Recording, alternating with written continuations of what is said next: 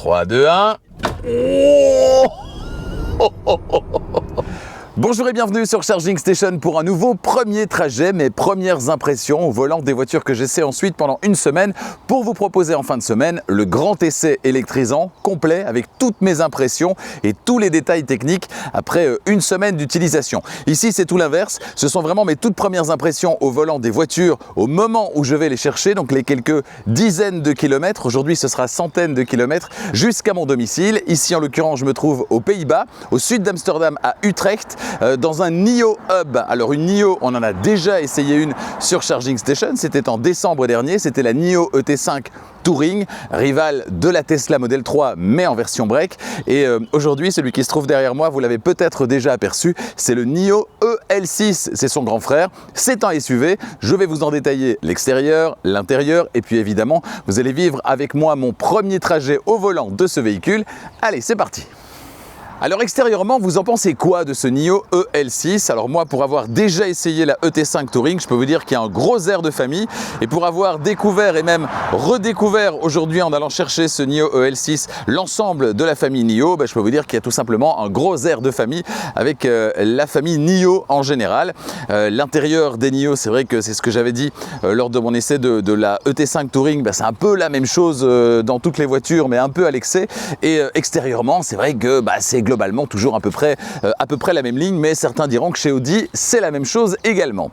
Bref, il n'y a pas vraiment de faute de goût selon moi à l'extérieur, c'est plutôt épuré, plutôt sympathique, on n'est pas dans l'exubérance, on est sur quelque chose de relativement classe et en même temps c'est relativement normal puisque NIO se revendique comme étant une marque premium, on le verra dans le traitement de l'intérieur qui est très qualitatif et puis également au niveau du système d'infodivertissement qui lui est très Tesla. Alors ligne très épurée, sauf là au-dessus, vous le voyez, où il y a des caméras. Alors des caméras, il y en a absolument partout. Il y a des caméras ici sur le côté, bien sûr, ici du côté des rétroviseurs, et puis ici au-dessus également des deux côtés. Et on a même droit à un lidar qui se trouve juste là. Voilà, donc des caméras vraiment partout. Moi, ce que je trouve sympa, c'est le logo de NIO. Je le trouve assez rigolo. Dites-moi ce que vous en pensez. Voilà pour l'extérieur de ce NIO EL6. On va maintenant passer à l'intérieur. Et là, il y a pas mal de choses à dire.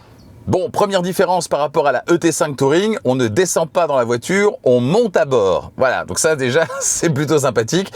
Si vous avez un petit peu mal au dos, vous aurez moins mal au dos dans ce NIO EL6. Au niveau du tableau de bord, c'est quasi strictement la même chose que ce qu'on a vu dans la NIO ET5 Touring. Il y a quelques petits détails qui diffèrent un petit peu, mais pas grand-chose. Alors en option, on a toujours Nomi qui se trouve là. Hi Nomi. Hi there. How are you? I'm on top of the world. Thanks for wondering. Voilà, le petit personnage qui accompagne, ou pas d'ailleurs, parce que vous avez le choix, c'est en option, les voitures NIO est très en forme, vous l'avez constaté. Alors l'écran, dites-moi ce que vous en pensez, mais je trouve qu'il est plus carré que d'habitude. C'est vrai qu'en général, on a quelque chose, quand on est en mode portrait comme ça, on a quelque chose d'un petit peu plus étiré. Ici, c'est finalement assez carré. Les seules différences que je remarque par rapport à la ET5 Touring, c'est vraiment des petits détails, mais c'est que le R et le D, ils étaient, je pense, ici et là. Et ici, on avait des grosses touches. Voilà, on n'avait pas des petites touches comme ça, on avait des grosses touches. C'est à peu près la seule différence. Pour le reste, là, c'est exactement la même chose. Ici, toujours pas de boîte à gants. Par contre, on a ici un petit espace sous la couloir qui d'ailleurs peut s'ouvrir de deux manières, voilà, c'est assez rigolo. Et puis pour le volant, c'est exactement la même chose. Et puis là, on a un compteur derrière le volant et on a même un affichage tête haute. Je sais pas si vous le voyez là-bas. Voilà, ça, ce qu'on n'avait pas sur la ET5 Touring. Donc c'est une bonne chose et en tout cas, ça permet de se démarquer de la concurrence et notamment de Tesla. Je pense que concernant l'intérieur, on a fait à peu près le tour. Voilà, il y a un petit peu de poussière, mais ce que je remarque en tout cas, c'est qu'il y a beaucoup de matériaux qui sont moussés. Donc on est vraiment sur une très belle qualité d'intérieur. On a un tissu là-bas qui est vraiment très bien également. Il n'y a aucune zone où je me dis waouh, c'est du plastique bas de gamme. Non, à aucun endroit. On a ici cette imitation bois également qui est très sympa, qui vient cacher tout ce qui est aération. On a une aération un petit peu à la Tesla, si j'appuie ici, vous allez voir. Voilà, ici, on va pouvoir orienter les flux de cette manière. Donc on est vraiment à la Tesla. D'ailleurs, on est vraiment à la Tesla également pour ce qui est des réglages, notamment des rétroviseurs, puisque tout passe par l'écran d'infodivertissement ici, ce que certains regretteront peut-être. Alors on va voir à l'usage ce que ça donne en termes de feeling de conduite, parce que c'est vrai que avec la ET5 Touring que j'avais essayé en décembre, on était plus sur un feeling semblable à une Model 3, donc une voiture à conduire. Est-ce qu'on est ici, comme c'est un SUV, sur quelque chose d'un petit peu plus doux au niveau des suspensions? C'est à souhaiter en tout cas, parce qu'a priori, un SUV comme celui-ci n'a pas vocation à proposer des performances ou un comportement sportif. On n'achète pas ça pour pour une conduite sportive. Donc a priori, il devrait ménager un petit peu plus les occupants. C'est ce qu'on va vérifier tout de suite, le temps d'installer les petites caméras. Et franchement, là, la première impression, elle est plutôt bonne, pourvu que ça dure. Voilà, c'est parti, je me suis installé confortablement, on est vraiment très bien installé dans les sièges de ce NIO EL6. J'ai réglé les rétroviseurs extérieurs, le volant, la position du siège. Alors pour les rétroviseurs et le volant, ça se passe par ici, ça se passe en mode Tesla, c'est-à-dire ici, voilà, seat, side mirror, steering wheel et head-up display. On peut tout régler à partir de cette position. On a vraiment un menu à la Tesla, il y a une grosse inspiration. En même temps, comme on dit, on ne s'inspire que des meilleurs. Donc voilà, écran par défaut ici. Je vous détaillerai tout ça dans le grand essai évidemment en fin de semaine, mais voilà déjà un petit aperçu. Alors ce qui est intéressant de retenir, c'est qu'on a ici un accès direct à un menu, en particulier celui des modes de conduite et des scénarios de conduite également, ainsi que le freinage régénératif ici et des modes spéciaux ici comme le mode car wash par exemple, ou le fait de pouvoir retirer la boule d'attelage, faire sortir la boule d'attelage. Voilà, tout ça c'est des petits menus qu'on peut évidemment personnaliser ici. Donc ça c'est plutôt sympa. Je vais revenir voilà sur le menu. On a des petits widgets à la Tesla également qu'on peut personnaliser aussi. On peut avoir une vue 3D ici ou bien une vue nord vers le haut ou vue 2D. Là on va se mettre en vue 3D. Et puis alors très sympa également, on peut ici très simplement overspeed alert les supprimer. Et ça c'est vraiment très bien. On peut garder ou non les instructions de navigation. Voilà, on va les supprimer également. Le visuel me suffira. Vous voyez que c'est très réactif, c'est très fluide. Si je me promène sur la carte, ça réagit super vite également. La bonne nouvelle, c'est que je n'ai pas assez de batterie. Elle est à 39% au moment où je la récupère.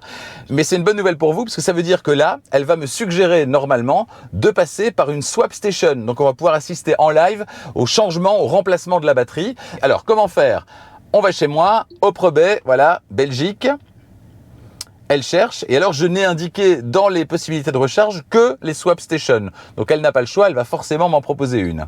Et donc si je démarre, elle va me dire que voilà, je prends ma place dans la file et je commande donc un swap de batterie pour dans X minutes qu'elle connaît évidemment, donc elle peut organiser tout ça en fonction de la swap station. Et ça c'est plutôt pas mal. Allez c'est parti, 23 minutes donc, premier arrêt à la swap station, on va voir ce que ça donne. Alors ici vers l'arrière, on est en D, ceinture c'est bon. Allez c'est parti. Premier kilomètre donc au volant de ce NIO EL6. Alors, position de conduite, évidemment, très différente que ce à quoi j'ai été habitué avec la ET5 Touring. On est beaucoup plus haut, très haut même. Évidemment, c'est silencieux et en termes de ressenti au niveau de la route, c'est clair qu'on est ici sur totalement autre chose par rapport à la ET5 Touring. On est ici sur quelque chose de beaucoup plus SUV, c'est-à-dire de beaucoup plus haut, de beaucoup plus souple en termes de suspension, voilà. Alors il y a différents niveaux de réglage également au niveau des suspensions. Ici, on va prendre à gauche. Alors nouveauté également, c'est pas les seuls à le faire, chez Hyundai Kia, on le fait également, chez Tesla aussi. C'est que quand on tourne, vous le voyez, il y a la caméra du côté où on va tourner qui va se mettre en marche. C'est toujours un petit plus pour la sécurité, évidemment. Alors ici, les routes sont très étroites, c'est assez étrange. En fait, je ne sais pas si vous le voyez là. Ici, ça va encore, donc il y a des espèces de petites pistes cyclables sur le côté, mais donc il est impossible de se croiser sans rouler dessus. Et c'était encore plus le cas juste avant, où on avait des grosses pistes cyclables rouges, il y avait juste une place au milieu, et quand on se croise, on doit mordre sur les pistes cyclables. Voilà. Bon, on est aux Pays-Bas, donc tout pour le vélo. Alors au niveau du freinage, récupération d'énergie, j'accélère, ça freine fort, mais ça freine pas tout de suite. Il y a un petit décalage, alors pas aussi fort que sur la Hongqi EHS9, mais il y a un petit décalage quand même, c'est pas immédiat quand on lève le pied, voilà, hop, et là elle commence à freiner. Donc il y a une petite latence d'une petite seconde qui est moins gênante que sur le Hongqi où là il y avait vraiment 2-3 secondes, mais qui est là quand même. Donc ce sera moins intuitif que d'avoir une réaction directe comme on peut l'avoir sur une Tesla, sur une Volvo, sur une Polestar, etc. Les sièges sont très confortables. Voilà, alors évidemment, quand on est sur un tout à l'écran ou à peu près, on est forcé de regarder l'écran pour pas mal de choses. Et là, ce qu'elle me demande, c'est de regarder devant moi. Donc c'est un peu là où on a le non-sens d'avoir tout mis sur l'écran. Et en même temps, quand vous regardez l'écran, vous vous faites rappeler à l'ordre parce qu'il y a la réglementation européenne qui vous l'impose. Voilà, c'est un petit peu dommage. Là, je viens d'ajuster un petit peu la position du siège. J'ai rabaissé un petit peu parce qu'en fait, les accoudoirs, notamment à gauche, sont assez bas. Donc voilà, petit ajustement. Et comme dans une Tesla, elle me propose d'enregistrer le réglage. Et alors, il y a plusieurs profils. Et ça, c'est intéressant. C'est qu'il y a le profil de conduite, profil relax, etc., etc. Donc, selon ce que vous allez ajuster, vous allez pouvoir l'enregistrer dans tel ou tel profil que vous allez pouvoir rappeler et en fonction des conditions en fait dans lesquelles vous allez utiliser ces différents réglages, eh bien vous pourrez avoir des réglages qui sont très différents. Là je lève le pied et franchement ça va. Alors est-ce que je vais aller jusqu'à l'arrêt complet? Non.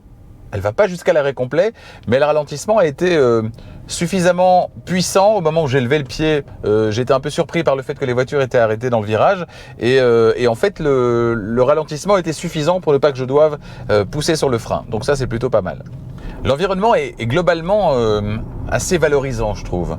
Le fait d'avoir ce tissu en partie supérieure, cette imitation bois, ces matériaux ici, alors c'est pas du cuir, c'est de l'imitation, mais ces matériaux moussés partout, avec cette recherche au niveau des couleurs, etc.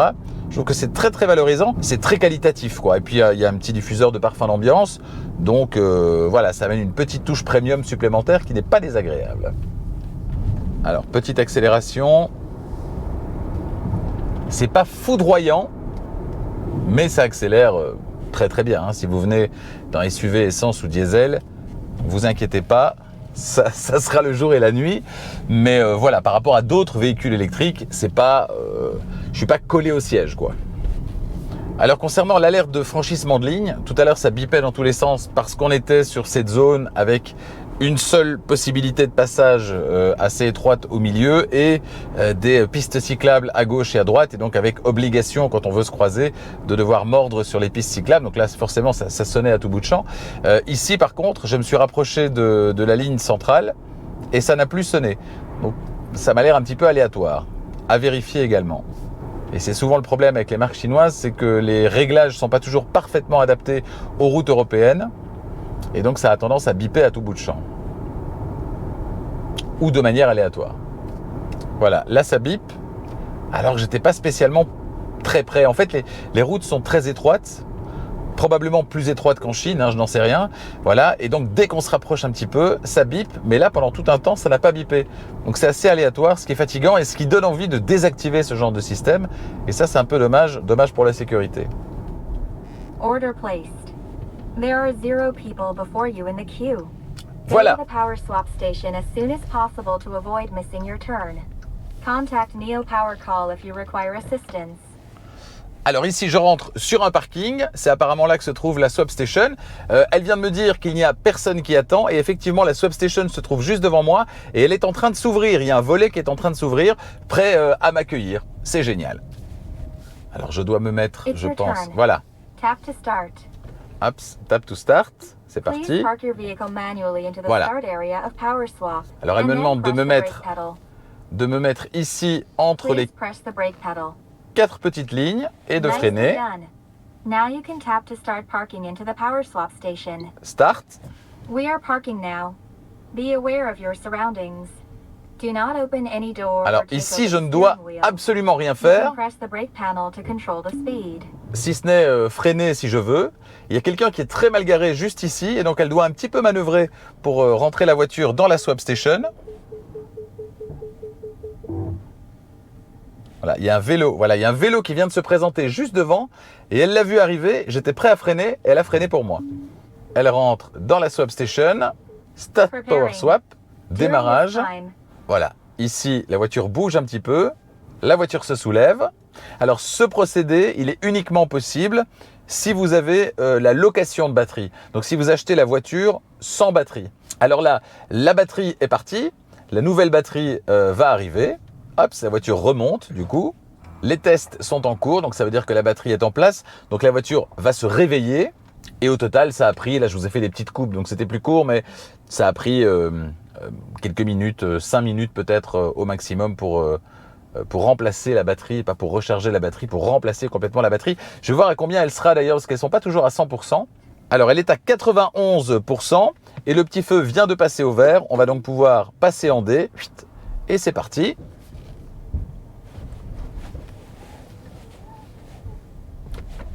Alors ici, c'est malheureusement le rayon de braquage qui n'est pas terrible. Donc je dois m'y reprendre à 2 fois. Voilà. Voilà, me voici sorti de la jungle urbaine au sud d'Amsterdam. Je suis donc sur l'autoroute. Alors, plusieurs petites choses. La première, c'est que une fois que je me retrouve sur des routes à peu près normales, c'est-à-dire pas des routes avec des pistes cyclables qui prennent la moitié de la route, vive les vélos, hein. C'est-à-dire ici sur l'autoroute, j'ai plus de problème de bip par rapport à mon positionnement au centre de la voie de circulation. Les petits bruits que j'avais observés, les bruits aérodynamiques ici sur la ET5 Touring, je ne les entends pas. On a un petit peu de bruit de roulement. Alors, je ne sais pas si c'est la monte pneumatique ou bien la route qui est un petit peu rugueuse ici, ou bien un peu des deux. À vérifier donc dans le grand essai. Mais voilà, quelques bruits de roulement, mais pas de bruit aérodynamique. Ça, c'est plutôt une bonne nouvelle. On est d'ailleurs sur du double vitrage ici, sur les vitres avant et les vitres arrière. Donc ça, c'est vraiment pas mal. Donc jusque-là, ça se passe vraiment bien. C'est très confortable, très spacieux. On se sent dans un cocon. J'aime bien l'association des couleurs, les matières, les couleurs. C'est un environnement qui est très cosy en fait, qui est très cocon. Et ça, c'est vraiment pas mal. C'est vraiment sympa. Donc voilà. Vous voyez, ça ralentit. Je lève le pied. Je suis en récupération standard, c'est-à-dire la plus forte. Et c'est tout à fait correct. Je pense que, alors ça sera pas dans 100% des cas qu'on mettra pas le pied sur le frein, parce qu'il y a quand même, de toute façon, il faut le mettre pour l'arrêt final, parce qu'elle ne va pas jusqu'à l'arrêt complet. Et puis voilà, dans quelques situations où ce ne sera pas assez mordant, il faudra le mettre. Mais globalement, je pense que dans, 9 situations sur 10 ou 9,5, ça devrait se passer sans problème, uniquement avec l'accélérateur et tout en douceur. Et cette voiture, c'est vrai qu'elle invite à rouler en douceur. C'est ce que je vais continuer à faire. La conduite accompagnée. Alors là, je l'ai engagée et c'est vrai que la voiture, elle est très à l'aise.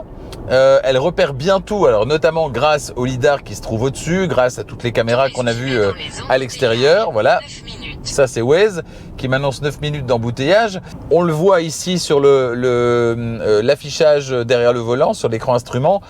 La voiture, elle voit tout ce qui se passe autour et on a vraiment cette sensation qu'elle maîtrise parfaitement les voies de circulation. Donc autant tout à l'heure sur les différentes alertes ou pas au moment de franchir la ligne à gauche ou à droite, j'étais un petit peu mitigé, mais en même temps les routes étaient particulièrement étroites. C'était des routes ici aux Pays-Bas qui faisaient la place, qui laissaient la plus grande place au vélo.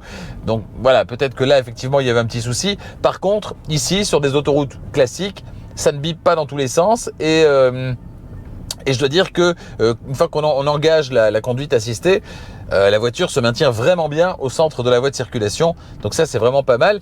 J'ai découvert un nouveau menu qui apparaît ici à gauche. Et ça, c'est pas mal. Menu que vous allez pouvoir customiser également en y mettant absolument tout ce que vous voulez. Alors moi, ce que j'y ai ajouté, par exemple, c'est massage du siège conducteur et siège conducteur ventilé. Bah oui, du coup, c'est sympa. Là, je suis en train de me faire masser. Ventilation du siège, il fait 30 degrés dehors. Franchement, c'est vraiment sympa. Ah oui, voilà.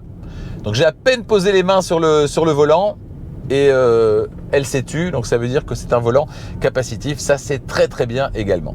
Par rapport à Tesla, justement, on a un écran instrument, on a un affichage tête haute. Alors on n'a pas Apple CarPlay, Android Auto comme chez Tesla, mais voilà, on a quand même des choses ici qu'on n'a pas forcément chez le constructeur américain et que certains apprécient particulièrement, et donc ça, c'est plutôt pas mal.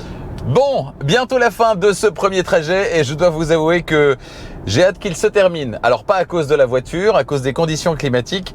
Entre les dernières secondes durant lesquelles je viens de vous parler et là maintenant, il s'est passé ça, voilà. Oui, il y a eu un petit orage, un orage assez violent avec des grêlons, etc. Et alors la route après, ça donnait ça, voilà, ça donnait ça. Donc voilà, c'était pas des conditions très agréables.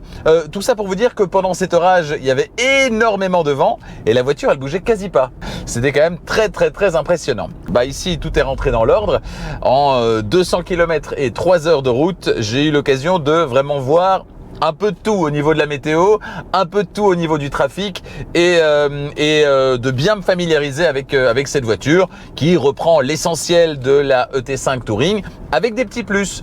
Le head-up display, l'affichage tête haute, c'est bien sympa, avec notamment ici des boutons qui sont un petit peu différents, c'est un petit peu plus classe, un petit peu plus épuré, c'est sympa également. Alors il y a des petits bémols, j'ai trouvé que le GPS, la navigation intégrée, était pas génial. Sur la fin, elle a voulu me faire prendre un itinéraire qui me faisait perdre du temps, j'ai forcé l'itinéraire de Waze, elle a recalculé et quand elle a recalculé, effectivement c'était plus rapide. Mais alors pourquoi ne l'a-t-elle pas proposé, puisque elle-même disait que c'était plus rapide a posteriori quand j'ai décidé de forcer un autre itinéraire. Voilà, donc ça n'a pas été très au point, ça ne vaut pas un bon Google Maps ou Waze. On n'a pas Google Maps ici, on a une carte spécifique mais avec des points of interest, des points d'intérêt de Google Maps, mais c'est pas une carte Google Maps. Combien pourrais-je parcourir réellement sur une seule charge avec cette grosse batterie de 100 kWh? Eh bien ça, pour avoir la réponse, ce sera à la fin de la semaine d'essai dans le grand essai électrisant. Voilà pour cette première prise en main mouvementée de ce NIO EL6. À part ça, franchement, il y a du confort, les sièges massants, les sièges ventilés. Alors ici, il y a l'option, alors il y a plein d'options, il y a toutes les options. Il y a le siège passager lounge, ça il faudra voir dans le grand essai électrisant. Et puis alors, on a même les massages, je crois, à l'arrière. Ça, c'est absolument incroyable. Bref, bardé d'options, tous les détails, toutes les infos techniques, toutes les options, les prix qui sont pratiqués pour l'instant avec les différentes formules de location ou d'achat de la batterie. Tout ça, ce sera dans le grand essai électrisant. En attendant, n'oubliez pas de vous abonner, activer la clochette des notifications pour être prévenu dès qu'une nouvelle vidéo électrisante est disponible. Et puis, on se retrouve donc dans quelques jours avec le grand essai de ce véhicule. Les prochains, ce sera, alors de mémoire, Lancia Y électrique, bien sûr, Renault Scénic E-Tech, ça arrive. Quoi d'autre? Il y aura, ah oui, la Mini Cooper. Mini Cooper, ce sera une version E, John Cooper Works, comme ça vous savez. On aura bien sûr la Polestar 3, on aura le Xpeng G9 également, en attendant de pouvoir tester le G6, qui est un concurrent direct de ce NIO EL6. Allez, avant de se quitter, il n'y a personne derrière, il n'y a personne devant. Je disais tout à l'heure que c'était pas, allez, on n'était pas poussé, c'était pas un coup de pied dans le derrière quand on accélère avec cette voiture. Voilà. Hop, oh c'est très gentil, ouais, c'est très gentil. C'est très gentil parce que je suis en mode confort. Alors si je vais en mode sport, l'accélération passe à 5,9 et je peux même faire sport plus 4,5. Et ça, 4,5 à mon avis, c'est plutôt pas mal. Bon, on se l'essaye, allez c'est parti, je vais ralentir, il n'y a absolument personne derrière, je viens de vérifier, voilà. 3, 2, 1, c'est parti. Oh là, ça pousse. Je retire ce que j'ai dit. Ça pousse. À bientôt.